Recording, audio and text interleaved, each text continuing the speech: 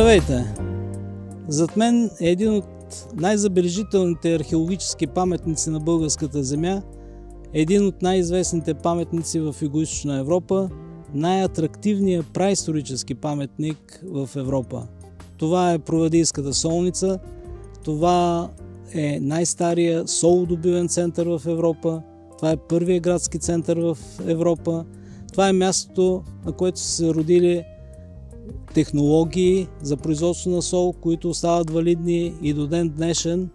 И това е обекта, това е селището, което е било оградено с най-старите каменни крепости в Европа.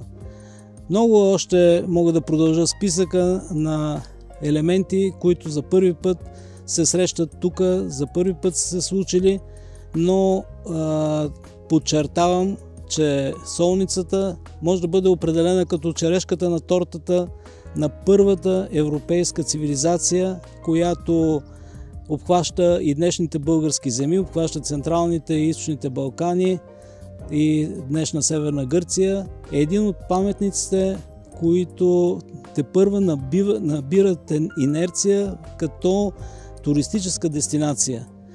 Необходимо е много да мислим и да работим за проучването на паметника, за неговата консервация и реставрация, за неговата социализация.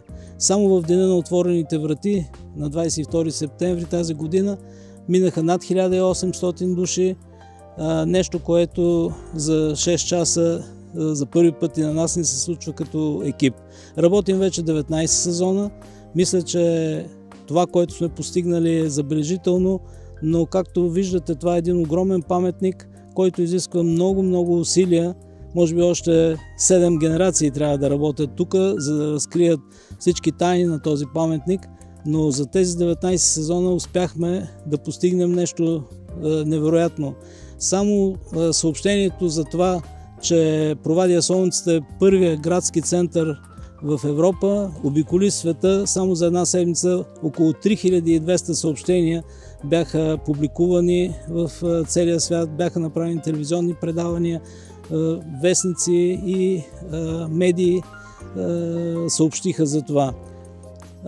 Така че ние по някакъв начин като екип на Националния археологически институт и музей на Българска академия на науките и Историческия музей в Провадия